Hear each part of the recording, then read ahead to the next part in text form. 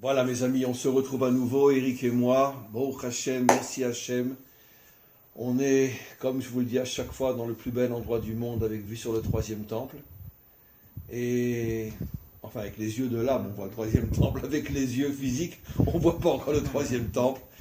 Mais Bezrat Hashem, qu'on soit la génération qui aura le mérite de le voir bientôt. Alors comme on est en pleine, j'introduis juste, et je terminerai mon introduction avec une question que je demanderai à mon grand ami Eric d'expliquer. On est bien sûr toujours dans la période des 3 semaines. La semaine prochaine, en cette semaine, on rentre dans le mois de Av. Et la semaine prochaine, Tisha B'Av, le jour qui rappelle donc les deux destructions de temples. Et on sait, d'après les secrets de la Torah, qu'il y a eu en vérité 4 étapes fondamentales, liées d'ailleurs aux 4 exils d'Israël, 4 étapes fondamentales. Bien sûr, vu de l'extérieur, personne ne peut le comprendre, il faut avoir les clés de décodage, mais 4 étapes fondamentales qui ont amené finalement aux 4 exils. La première étape, c'est la faute d'Adam et de Ève. La deuxième étape, c'est la vente de Yosef, la dispute entre Yehuda et Yosef. La troisième étape, la faute du veau d'or. Et la quatrième étape, la faute des explorateurs. C'est incroyable. Donc, le Zohar explique 4 étapes par rapport aux 4 exils. Le Zohar fait même une correspondance entre chaque faute et à quel exil ça correspond. Et bon, enfin, ça va dans l'ordre. Bon, on va pas voir parce que bon, la faute de Adam correspond à l'exil de Babylone. La dispute entre Yosef et Yehuda correspond à l'exil de Perse. La faute du veau d'or correspond à l'exil de Grèce, et la faute des explorateurs, le dernier exil qui dure depuis 2000 ans.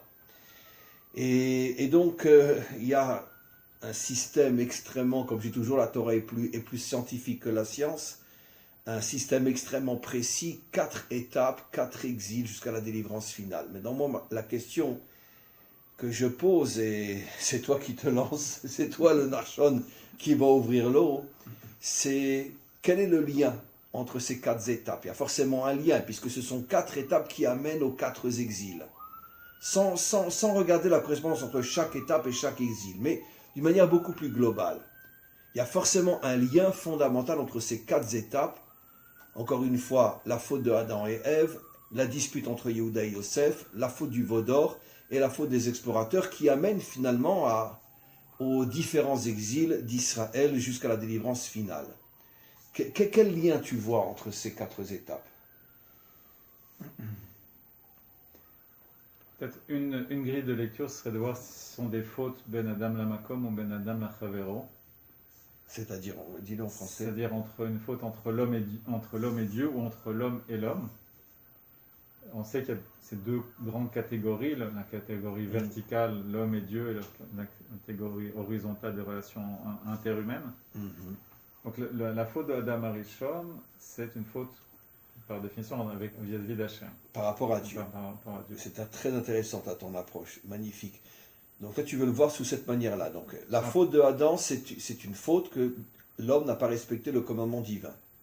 Alors, on peut peut-être faire, si on peut faire le rapport avec le Galou de Babel, on sait que le premier Khurban a été principalement dû, notamment la grande faute de cette génération, c'était Avodazara. L'idolâtrie. C'était l'idolâtrie principalement. Donc une faute par rapport à Hachem. Par rapport à Hachem. Ben oui, puisque dès qu'il y a eu le schisme, Jéroboam a réintroduit les idoles dans le peuple, et c'est ce qui a amené la destruction finalement du premier temple. On sait tous les rois Rochaïm, comment ils étaient idolâtres. De grands idolâtres.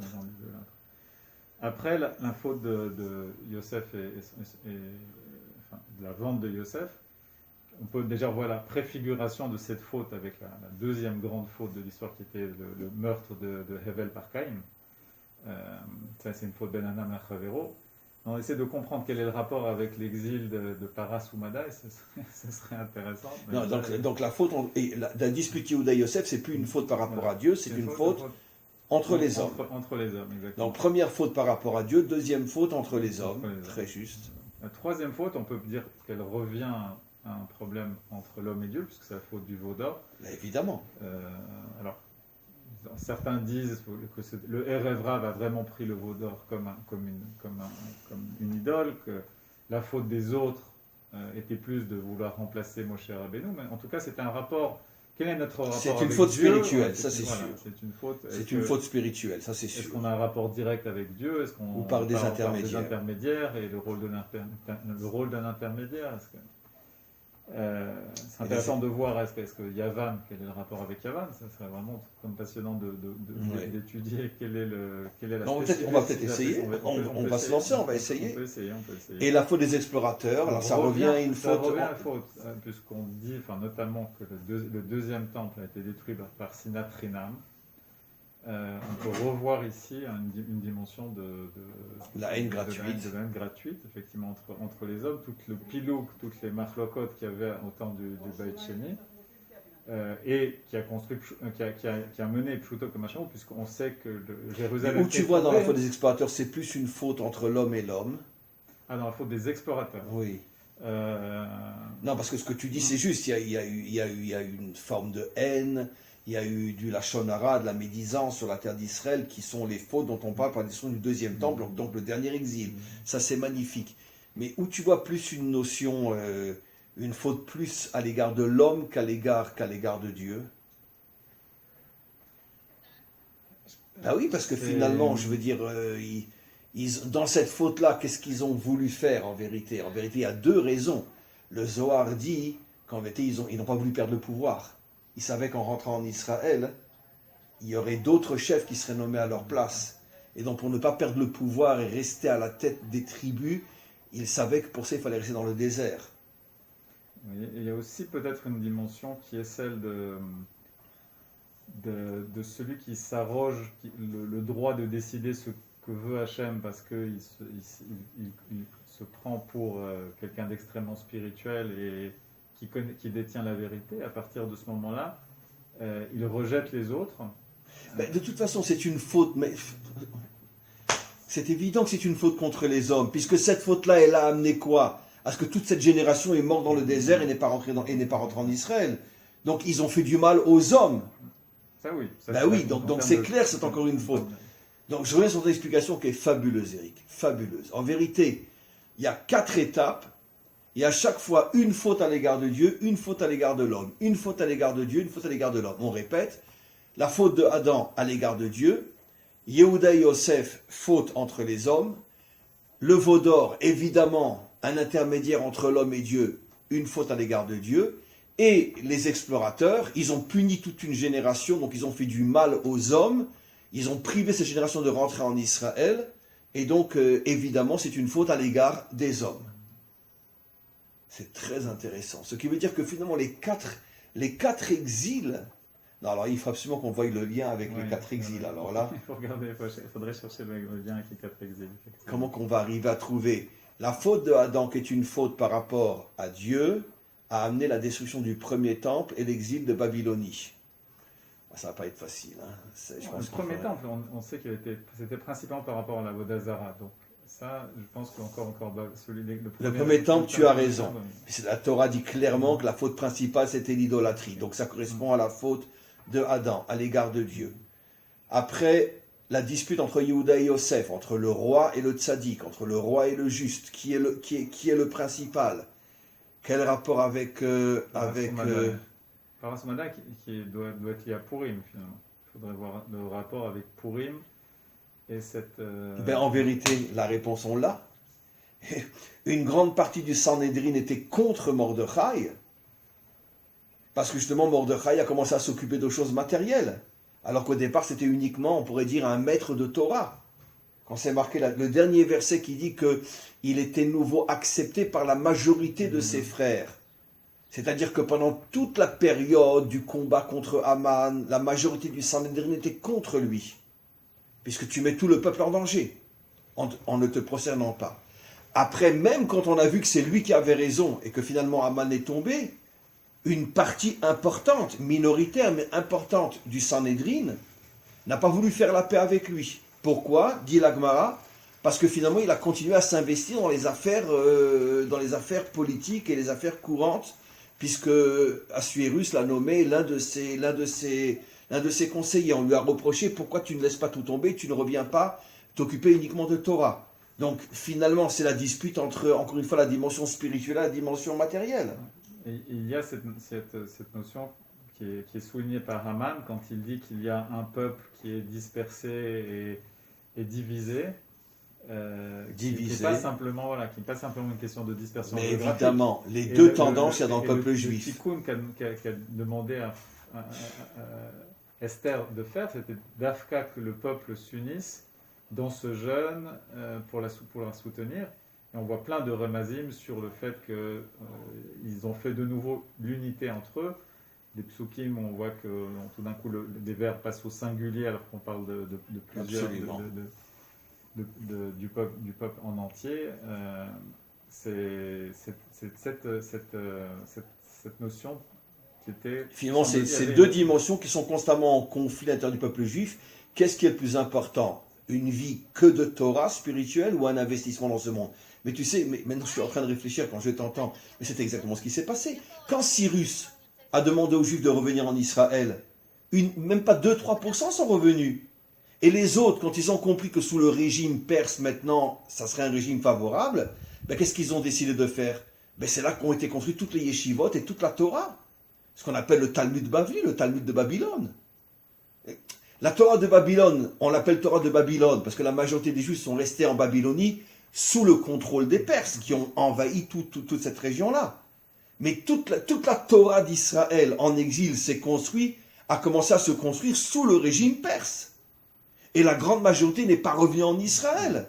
On choisit une vie spirituelle plutôt que de revenir en Israël et de se réinvestir dans la dimension matérielle. Donc on voit effectivement, c'est incroyable, ça correspond vraiment à la dispute entre Yehuda et Yosef. Après les Grecs, la faute du veau d'or. Alors, quand on avait parlé de la faute du veau d'or, on avait dit que le Hegel symbolisait aussi le cercle, le Igoul, le cercle, oui. Et que ça représentait la nature, le Shem Elohim. Et les Grecs, c'est par définition... Yaft Elohim, le Yafet. C'est le culte de la matière. Le culte de la matière dans le sens de dire, voilà, ce qui existe, c'est l'univers, et il faut étudier ses lois, et comment l'univers se comporte, quelles sont les lois de la physique. Et toute la philosophie grecque est fondée sur on peut dire, sur la science de la nature. Et voilà, une des interprétations, c'est de dire qu'il voulait revenir à une anaga, une façon un rapport à Dieu en tant uniquement que créateur de l'univers, sans dimension au-dessus. Sans dimension au-dessus. C'est exactement ça. C'est incroyable comme ça correspond. Hein. Puisque la faute du veau d'or, c'est quoi? C'est le culte de la matière. Et toute la civilisation grecque, c'est le culte de la matière. La philosophie, qui est la compréhension du monde matériel, et c'est eux qui ont lancé le sport. Oui. Les Jeux Olympiques, c'est eux. Donc le culte de la matière, magnifique. Et les explorateurs, le dernier exil, 2000 ans. Alors, là, c'est vraiment, pour moi, la sinat renam. On retrouve... La haine gratuite. La haine gratuite Où tu la retrouves dans les explorateurs, la haine gratuite? Puisqu'on dit que le deuxième temple a été détruit entre autres à cause de la haine gratuite. Mais alors, la question c'est qu'est-ce qu'on appelle la haine gratuite finalement? C'est ça. Finalement, pour garder le pouvoir, ils ont mis tout Israël en danger. La question c'est de savoir est-ce qu'ils le savaient? C'est évident, sinon ils n'auraient pas été punis de cette manière-là. Le Zohar dit clairement qu'ils voulaient garder le pouvoir. Qu'ils voulaient garder, mais est-ce qu'ils étaient conscients des conséquences de leur acte? Non, ils ont imaginé qu'ils resteraient dans le désert et qu'ils resteraient les chefs de tribus. Ou alors, comme certains l'ont dit à ce moment-là, il fallait retourner en Égypte. Certains ont voulu retourner en Égypte, effectivement. Retourner en Égypte. Donc on peut dire que la forme de haine gratuite, c'est finalement, c'est pour son... C'est quoi la haine c'est quoi la haine en vérité? Je veux détruire l'autre pour mon profit personnel. C'est ça la haine.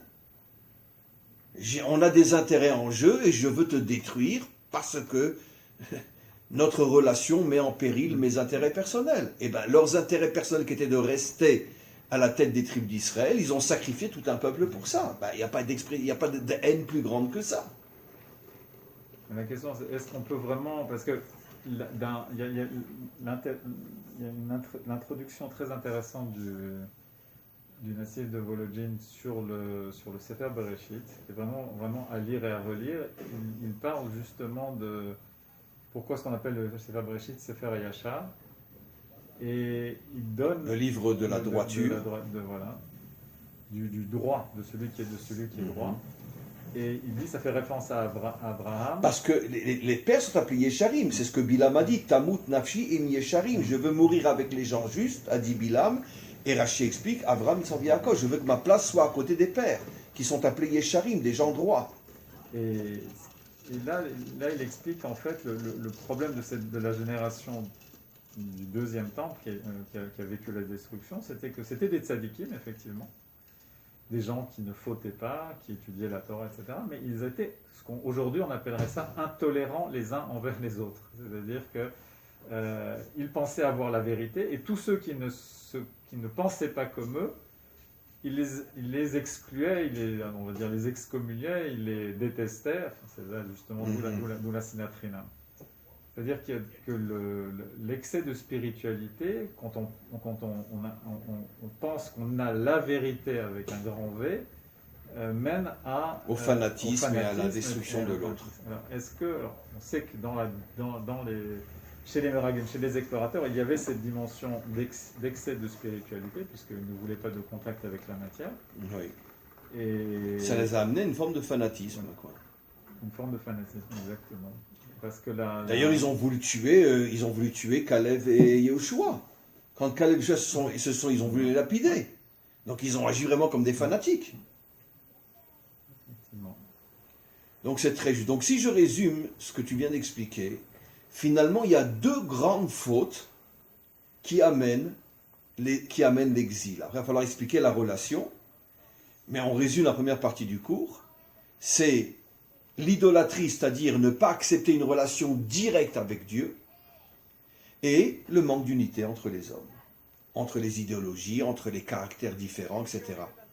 Maintenant, tu remarqueras que c'est la même faute en vérité, puisque mettre un intermédiaire, l'idolâtrie, entre l'homme et Dieu, c'est finalement casser l'unité entre l'homme et Dieu.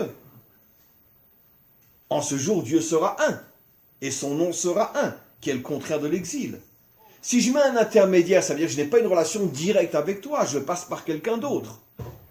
Et pareil, le manque d'unité entre les hommes. Donc finalement, qu'est-ce qu'on voit maintenant? On comprend de manière absolument incroyable. Ouais, je peux te dire, je suis vraiment content de ce cours parce que c'est un éclairage incroyable. On comprend pourquoi le symbole de la délivrance, c'est en ce jour Dieu sera un. Puisque finalement, c'est quoi l'exil? C'est le manque d'unité. Il n'y a pas d'unité avec Dieu, puisqu'il y a des intermédiaires, et il n'y a pas d'unité entre les hommes. Et le Beth Amikdash, qui est le symbole du lien entre le monde en haut, le monde en bas, est détruit. Puisque effectivement, le Beth Amikdash est le symbole de l'unité entre Dieu et son monde. Et entre Dieu et son monde, et aussi entre les hommes, puisqu'à la fin, la vision de la fin des temps du Messie, avec l'arrivée du Mashiach, c'est que les nations viendront aussi. Ma maison sera une maison de prière pour toutes les nations. Pour toutes les nations, donc c'est un symbole d'unité de l'humanité. Et donc à partir du moment où il n'y a pas d'unité entre l'homme et Dieu ou entre les hommes, le Beth Amikdash est détruit comme un symptôme de cette... Alors je vais dire quelque chose de grave, Eric. Aujourd'hui, il y a l'unité à l'intérieur de notre peuple? Certainement pas. La gauche, la droite, toutes les tendances à l'intérieur du monde de la Torah. Donc ça veut dire qu'on est tous idolâtres? Je ne sais pas si on est tous idolâtres, mais alors d'ailleurs il faut voir... Si l'idolâtrie est la racine spirituelle qui amène au manque d'unité entre les hommes, comme on voit qu'aujourd'hui, il n'y a pas d'unité à l'intérieur du peuple juif, ne parlons même pas des nations, parce que là c'est 1000 fois pire, mais s'il n'y a pas d'unité à l'intérieur du peuple juif, la gauche et la droite se disputent sans arrêt, dans le monde de la Torah, malgré tout, même si la vitrine, on essaye de l'embellir, on sait très bien qu'il n'y a pas d'unité entre les Haridim, les Datim, les Chassidim, les Mitnagdim, etc. etc. Je pense qu'il faut vraiment, même s'il y a un principe de l'unité qui est le même, je pense qu'il y a quand même des dimensions qui sont différentes. On peut être quelqu'un qui n'est pas idolâtre, c'est-à-dire qui vraiment se connecte à Dieu directement, mais il ne comprend pas qu'ensuite ça doit se traduire dans le monde au niveau horizontal. Mais apparemment, par si on l'unité. est connecté directement à Dieu, sans idolâtrie, on doit être forcément connecté aux hommes aussi. Parce que le problème est qu'il y a le haut et il y a le bas. C'est pas automatique que si on répare un, l'autre est réparé aussi. C'est pas automatique. Automatique, je pense pas que ce soit effectivement automatique. Je pense qu'il y a. Alors, est-ce qu'il y a un manque dans la relation avec Dieu? Tu as raison. On peut le. À Woodstock, tout le monde était un, tout le monde était ci, tout le monde s'aimait, tout le monde fumait les mêmes joints, tout le monde, etc. Mais personne ne croyait en Dieu. C'est ce que dit, je crois, la Gemara quand elle dit que la génération de David, il y avait des gens qui mouraient à la guerre, alors que dans je sais pas si c'était Achav ou. Il y avait l'unité dans le peuple alors que tout le monde était idolâtre. Tu as raison. C'est une Gemara explicite qui dit que c'est pas forcément lié. Tu peux avoir l'unité entre les hommes. La Gemara fait la différence entre, je crois, Yehoshaphat et Achav. À l'époque de Achav, qui était un grand idolâtre, et tous étaient idolâtres, il y avait une grande unité, et quand ils partaient en guerre, ils gagnaient à chaque fois, grâce à leur unité, alors que Yehoshaphat, qui était un grand juste, et que toute sa génération était directement connectée à Dieu, il y avait des dissensions et des querelles incroyables entre eux. Il me semble, je ne sais pas pourquoi j'ai gardé en tête David, mais bon. En tout cas, il y avait. Même à l'époque du roi David, tu as raison, David, il n'y a pas plus connecté directement à Dieu que David, et pourtant le nombre d'ennemis qu'il avait. Donc au contraire, c'est la confirmation de tout ce que tu expliques. Que effectivement, ça ne va pas forcément l'un avec l'autre. On peut être connecté horizontalement, mais pas connecté verticalement ou le Et le contraire. pire, c'est que la connexion verticale peut être la raison de la déconnexion horizontale. C'est-à-dire qu'à partir du moment où j'ai l'impression que ma façon de servir Dieu, c'est la seule façon de servir Dieu, alors je vais exclure les autres, voire même les rejeter, voire même les condamner. Etc. Le fanatisme. Le fanatisme. Si j'ai l'impression que moi je suis un vrai croyant, alors je ne supporterai pas ceux que je vois comme des faux croyants. Voilà. Parce qu'il y a cette incapacité à comprendre que l'unité, on va dire, c'est pas l'uniformité. Voilà, que l'unité en haut, elle n'est pas de la même façon, elle n'est pas reflétée de la même façon en bas. C'est-à-dire qu'en haut, c'est comme un prisme. En haut, on a une lumière qui est blanche. En bas, une fois qu'elle passe par un prisme, on voit toutes les couleurs de l'arc-en-ciel. Alors comment qu'on arrive à ce tikkun de la Géoula? Qu'est-ce qu'on doit faire alors? Il faut qu'on ait à la fois l'unité en haut, l'unité en bas. Comment on arrive? Si on veut, on va dire la Metzrout pour on va dire, donner des bons points à notre génération. Si on se compare aux générations, par exemple, du Khurban, les gens se tuaient littéralement. Ouais.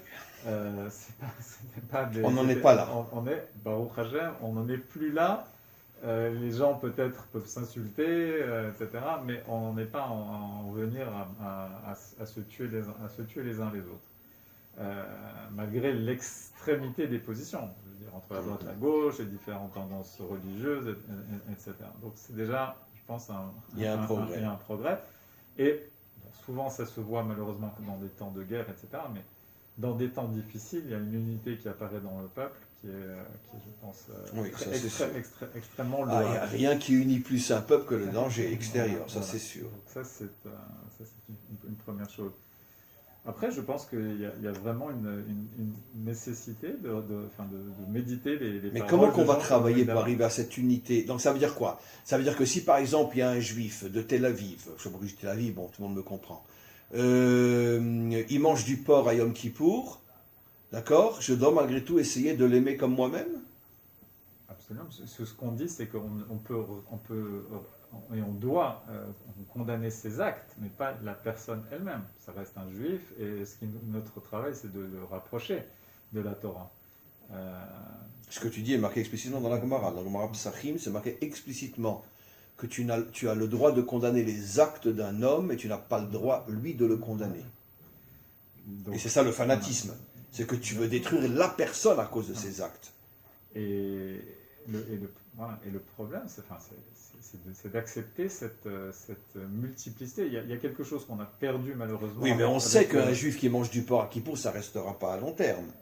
Au moment de la délivrance, il fera teshuva. Mais avant même, pour moi, le problème de l'unité, il ne commence pas entre le Chiloni extrême aujourd'hui et le Haredi. Le problème, c'est déjà l'unité au sein du monde de la Torah, que nous n'avons malheureusement pas. On l'a pas.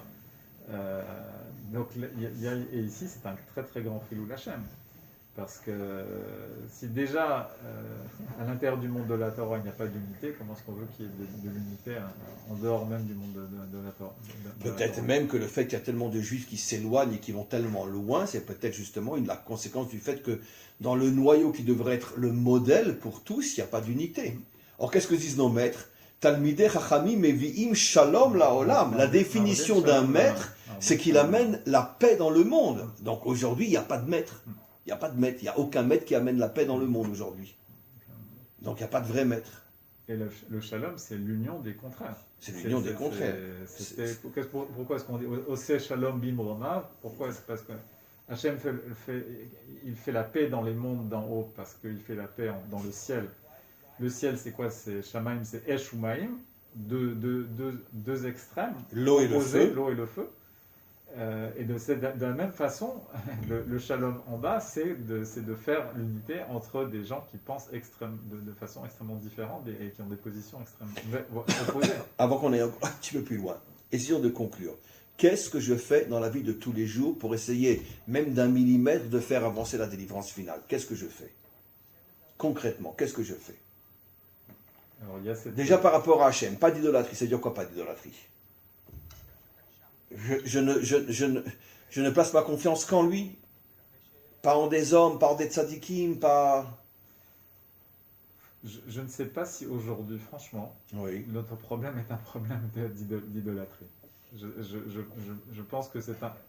D'ailleurs, ça a été explicite. Parce qu'on est dans le dernier exil qui est que le problème entre les hommes. Exactement. De toute façon, c'est explicite que le Yetzer Hara de l'idolâtrie a été éliminé par les Chachamim. Ce qui veut dire qu'en vérité, le problème de l'idolâtrie, c'est plus notre vrai problème aujourd'hui, bien que bon, on pourrait en parler malgré tout, ce que j'appelle moi le culte de l'homme, le culte du rabbi, le culte du tzaddik, où on finit par oublier Dieu, il n'y a plus que le tzaddik, mais disons que ça reste très minoritaire dans notre peuple. Voilà. Mais disons que c'est vrai que le vrai problème, par contre, c'est l'entente entre les hommes, entre les tendances, entre les différentes idéologies, les différentes visions thoraïques, etc. C'est ça le vrai problème. Et c'est pour ça qu'on est en exil. Comme disent nos maîtres, que le dernier exil est à cause de la haine gratuite entre les hommes. Alors, comment qu'on fait le tikkun? Comment qu'on fait la réparation de ça? Concrètement. Je pense qu'il y a une éducation à Shivim Panim la. Parce que même si moi je vais aller voir, admettons, je vais aller voir moi un type d'extrême gauche qui mange du jambon beurre à Yom Kippour. Je vais dire, t'es mon frère, t'es juif comme moi, je voudrais qu'on s'entende. Peut-être que lui ne voudra pas. Il va pas arriver avec une barbe, une kippa, il va me dire, c'est quoi ce malade mental là? Déjà, je pense, je répète, la première chose, c'est d'arriver, le travail... Tu veux dire d'abord commencer par nous. Exactement, ça doit commencer... Mais je pense que c'est plus facile d'avoir la paix avec un type d'extrême gauche qu'avec un religieux. Non mais ça, il ne faut pas l'enregistrer, ça. Bon. Non, ça commence... Alors, un des thèmes très chers, c'est le Shalom Bayit. Hein. Shalom, ça commence à la maison. Ça commence à la maison avec son épouse, avec ses enfants, tout autour de soi, au sein du monde religieux, déjà de la même tendance. Ça y est, on va de l'intérieur vers l'extérieur, et on commence jamais à l'intérieur. C'est ça, et effectivement. C'est incroyable, c'est un cours que j'ai donné il n'y a pas tellement longtemps où je disais arrêtons de dire que quelqu'un il est grand parce qu'il a des connaissances, parce qu'il est si. Si tu veux savoir s'il est grand, cache-toi chez lui derrière une armoire et vois comment il est avec sa femme. C'est ça le seul critère. Le reste, on s'en fout, il connaît pas. C'est comment qu'il est avec sa femme, avec ses enfants. Effectivement, c'est ça. C'est-à-dire qu'en vérité, la réparation du monde commence déjà dans le couple. Et je pense que la notion de ce qu'on appelle Shivim Panim la Torah, les 70 facettes de la Torah, il faut qu'on commence à avoir un enseignement c'est pas 70 facettes de la Torah à l'intérieur de ma tendance. Ouais. Les Shivim Panim de la Torah, c'est justement parce qu'il y a d'autres tendances que moi. Ça a été vécu de façon extrême au moment de la naissance de la Chassidoute. Ça a généré une bagarre terrible. Bon, aujourd'hui, je pense qu'il y a une acceptation au sein déjà du monde Haredi, disons des deux tendances. Oui, mais où il y a ça s'arrête? Il y a encore d'autres il y a encore d'autres problèmes avec les Datim Leumim, etc. Oui, mais il faut qu'on... Eric, où ça s'arrête? Tu te verrais être l'ami d'un Ettore Carta qui va, qui je pense que là où ça, je pense que Alors, là où justement, ça s'arrête, voilà. là Où ça est la s'arrête, limite? c'est quand la tendance va entraîner du mal au Am Israël. Voilà, C'est-à-dire, bravo. si Ça veut quelqu'un... dire, tant qu'on est en conflit intérieur, mais qu'on aime tous notre peuple, et que chacun, selon sa vérité ou son erreur, pense vouloir faire du bien à Israël, tu dois accepter. Mais quand quelqu'un s'allie à nos ennemis pour être contre nous, dans ce cas-là, Voilà. tu l'exclus. Voilà, exactement. Donc on est d'accord qu'on n'essaye pas d'avoir la paix avec quelqu'un qui se bat contre son peuple. Voilà. Je crois que il me semble que c'est le Ben Ishraï qui dit explicitement Ça veut dire qu'un est un rachat, vraiment appelé rachat, que quelqu'un qui s'est sorti du peuple et qui se bat et qui essaie de faire Contre du le mal peuple. à Israël. Ce qui veut dire que le Nettore Carta, qui fait Shabbat, qui mange ultra kasher, qui accomplit toute la Torah, comme l'épaisseur d'un cheveu dans la précision, d'accord? Je le considère comme une crapule, mais un juif de Tel Aviv qui est prêt à mourir pour son peuple, puisqu'il s'engage à l'armée, etc., mais qui mange du jambon beurre à Kippour, je dois l'aimer comme n'importe quel autre juif. Tant que lui ne va pas faire ce qu'un peu font Non, les si, Nettore Carta, encore une fois. aller à l'ONU pour témoigner Si contre c'est Israël, quelqu'un qui est de etc. Bethléem Voilà. ou qui va, etc. Donc c'est pareil. Voilà. Il y a aussi dans les mouvements d'extrême gauche des partis minoritaires qui se battent contre le peuple juif. Ils sont comme les Nettore Carta. D'ailleurs, les extrêmes ultra-religieuses et ultra-laïques, les extrêmes se rassemblent, comme le dit si bien le proverbe français.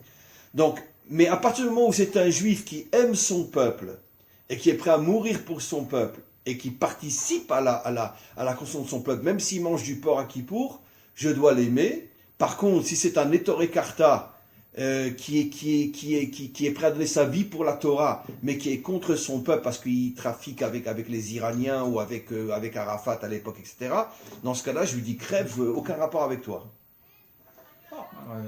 Non, moi je lui dis crève. Moi je lui dis crève. Avec un micro d'ailleurs. Crève. J'ai aucun problème. Je pense après, on pourrait discuter d'où vient même cette idéologie-là. Parce que je pense qu'elle est dans une certaine mesure, elle s'ancre aussi dans la faute des explorateurs. Ouais, c'est l'extrait des explorateurs. Exactement. C'est le fanatisme. Voilà. Mais je pense que chez Shivim Panim Latama, il y a quelque chose qu'on a malheureusement aujourd'hui, on l'a perdu. C'est la notion des 12 tribus d'Israël. Parce que ces 12 tribus 12 d'Israël... caractères différents. Et il y a vraiment une insistance. C'est intéressant parce que Yaakov a eu 12 fils. Très bien. Une fois, quand ils sont descendus en Égypte, on parle d'un peuple. Bon, ben voilà, le peuple, il est là. Il y avait 600 000. Il y a une insistance à garder le fait qu'il y avait des tribus, des chefs de tribus, que chaque tribu doit avoir une partie dans la terre, etc., qui interroge. Pourquoi est-ce qu'on maintient cette division-là? Parce qu'il ne peut pas y avoir d'unité si on est tous pareils. Voilà. Il faut qu'on soit différents pour qu'il y ait l'unité. C'est clair que les 12 tribus servaient Hachem de façon différente. Il y a même des traces qui disent que la tfila de le Moussaf était différente. Chaque tribu avait son propre livre de prière qui était différent de l'autre. Selon son caractère. On le voit encore, je pense qu'il y a des restes de ça entre les différences entre Ashkenazim et Sfaradim. La façon dont on noue les tefilines, comment on attache autour du bras, etc. Et au niveau de tous les minagim, à Pessar, etc., il y en a qui mangent ci, il y en a qui ne mangent pas ça. Donc ça, c'est ce qui reste. Donc c'est positif. Oui, mais c'était beaucoup plus. Donc c'est faux de croire que quand le Mashiach va venir, on aura tous la même loi, les mêmes coutumes. Non, c'est impossible. Parce que dans ce cas-là, c'est plus... Il me semble que le Rambam dit qu'une des tâches du Mashiach, ce sera de dire à chacun de quelle tribu il est. Et de retrouver son identité, différente des 11 autres. Donc, magnifique. Et ça, c'est quelque chose qui manque aujourd'hui. Comme les 70 nations qui correspondent aux 7 sphirotes, les 7 qualités, etc. C'est-à-dire même les nations seront différentes les unes des autres. C'est ça l'unité. C'est que finalement, on aura un monde très différent, et à l'intérieur du peuple juif, les 12 tribus, et dans le monde en général, mais on aura l'unité entre les différences. Les 12 tribus, c'est aussi les 12 permutations du nom Yud Keh Vav Keh, etc. Donc il y a une... Dafka, le monde religieux, doit absolument comprendre qu'il n'y a aucun problème à penser que voilà, moi je dois me comporter, je pense que c'est comme ça qu'il faut se comporter, mais ce n'est pas une raison C'est pas toute la Torah. pour exclure que voilà, l'autre peut aussi avoir raison pour lui. Selon sa vision à lui des choses. Et on a c'est ce qu'on voit dans le Talmud. Le Talmud, c'est la lumière des lumières. Tellement de discussions et d'avis contraires, mais quel respect, quel amour entre tous ces maîtres qui n'étaient jamais d'accord les uns avec les autres. Toujours l'exemple qui, moi, me fait toujours pleurer, presque, mais j'exagère pas. Rabbi Yochanan et Resh Lakish. Il n'y a pas une fois où Rabbi Yochanan, le maître, dit quelque chose sans que Resh Lakish, l'élève, le contredit. Où c'est qu'on a vu ça aujourd'hui, un élève qui contredit son maître? Et quand Resh Lakish est mort, une semaine après, Rabbi Yochanan est mort. Il ne pouvait plus supporter d'avoir perdu le seul vrai élève qui avait le courage de le contredire. Il dit, où il est cet élève authentique qui a le courage de ne pas être un mouton devant moi et de faire bé devant tout ce que je dis? Ce qu'on voit partout aujourd'hui, dans toutes les tendances dans le judaïsme, où il y a le maître et les élèves, c'est tous des moutons.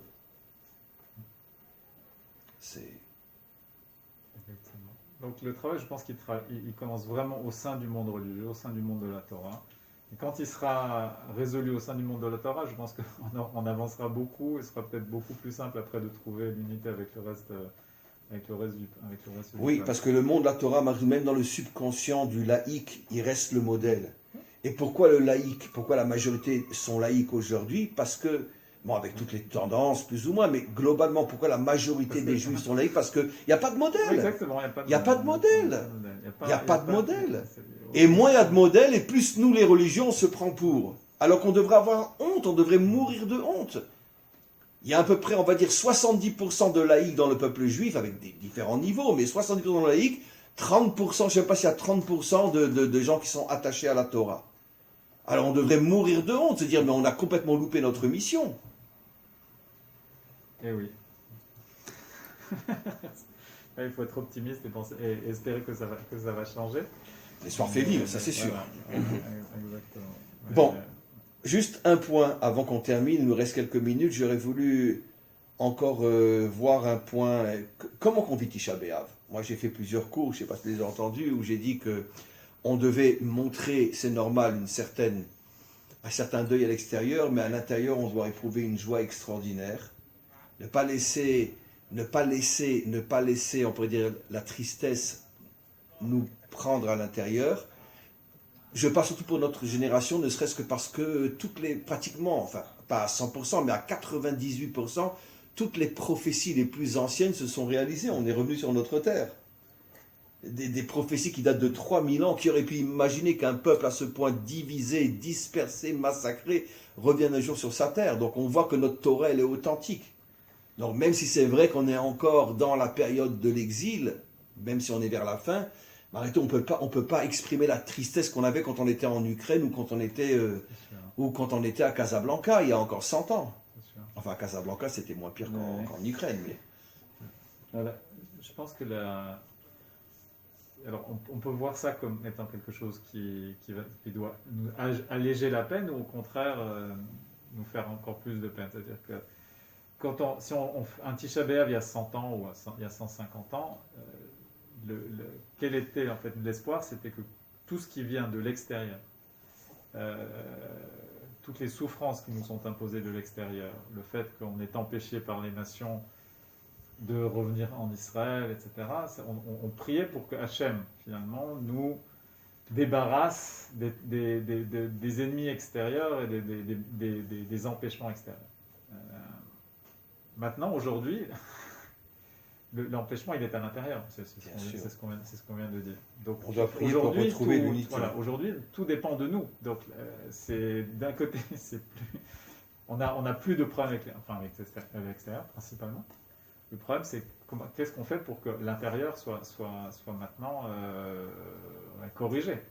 C'est ce que disait le Rav Kook, ce sera plus facile de sortir les Juifs de l'exil que de sortir l'exil des Juifs. Et donc, il faut se poser la question. Si on est aujourd'hui au pied, voilà, admettons qu'on aille, je ne sais pas si on sera tellement possible cette année au Kotel, mais on est au pied du Kotel et on lit des keynotes. Qu'est-ce que ça veut dire? Il y a 150 ans, on était sous le joug des Turcs. Voilà. On priait pour qu'Hachem nous débarrasse des Turcs. Notre ennemi était extérieur. Voilà. Ce qui, paradoxalement, ce que tu dis est tellement juste. C'est plus facile à supporter un ennemi extérieur qu'un ennemi intérieur. Voilà. C'est-à-dire nous-mêmes, on est nos propres ennemis. Le problème aujourd'hui, on est au Kotel, on est au pied du Harabait. On a Tsahal, qui est heureusement Baruch Hashem, l'armée la plus puissante du Moyen-Orient. On a quelques centaines de mètres carrés en haut, qui étaient d'ailleurs entre nos mains en 67, on les a redonnés.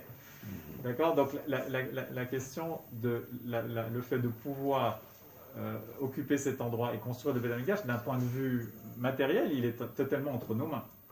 Oui, bien sûr. Donc la question c'est qu'est-ce qui empêche cette chose de se faire? Eh bien, ce qui empêche cette chose de se faire, c'est qu'il n'y a pas de volonté d'unité authentique. C'est-à-dire que le jour où l'ensemble du peuple voudra vraiment que ça se passera. Qu'est-ce qui empêche cette chose de se passer? C'est qu'il n'y a pas d'unité, notamment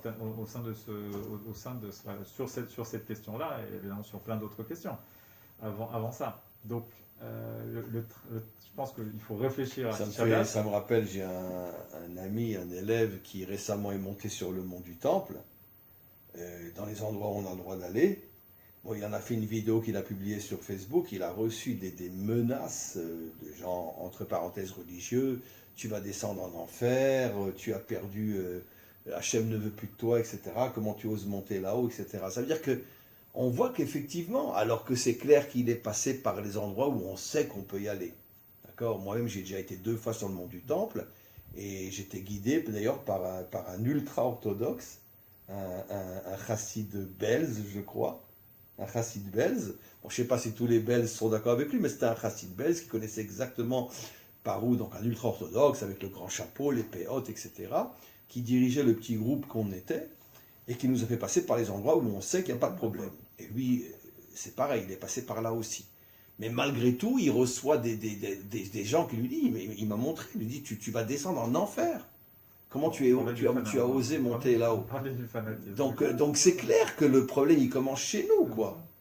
Alors dis, moi je monte pas, moi je vais d'après ceux qui disent qu'on ne monte pas, très bien, mais il y a des avis qui disent que oui, on monte.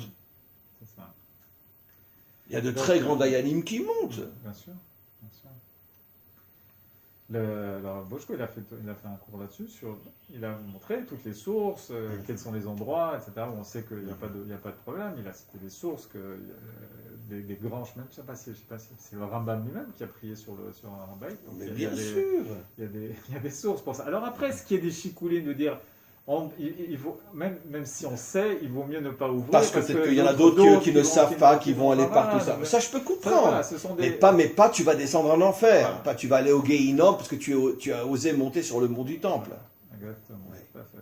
Donc, je pense qu'à Tisha B'Av, le travail, ça doit être justement de se dire qu'est-ce qu'on peut faire pour l'unité du Ham Israël, pour cette tolérance, pour le fait de faire progresser la Ahavat Israël, l'amour entre les Juifs et l'unité entre toutes les composantes du peuple.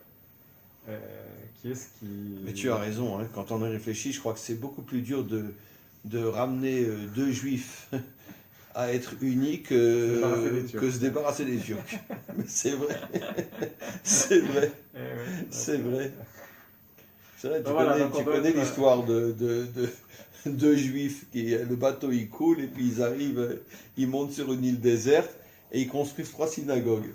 Celle où moi je vais. Un juif même. Oui, c'est un juif. 2 synagogues. Celle où je vais et celle où je ne vais pas. Je ne mettrai jamais les pieds. Celle où je ne mettrai pas les pieds. Voilà, exactement. C'est pour ça qu'Hachem nous a choisis, nous. Parce que s'il arrive avec nous, alors il arrive avec le monde entier. Non, mais c'était ça ce que disait Manitou Zatzal. Sur l'idéal d'un peuple est toujours sa faiblesse, la chose qui lui manque le plus. Or, quel est notre idéal? C'est l'unité. Donc c'est pour ça que c'est notre plus grand Yetzer Hara, c'est le contraire. Puisque le Yetzer Hara est toujours l'opposé du Yetzer Tov. Si le peuple juif a été choisi pour amener de l'unité dans le monde, donc son plus grand défaut, c'est le manque d'unité. Magnifique. Bon ben écoute, on va essayer de travailler. Merci beaucoup. On a vraiment aussi tout le début du cours sur les quatre étapes, le rapport avec les différents exils, les 2 fautes principales qui sont toutes les 2 un manque d'unité. Ça, c'est des chidushim extraordinaires. Merci beaucoup Merci à et toi. à très très bientôt. À bientôt.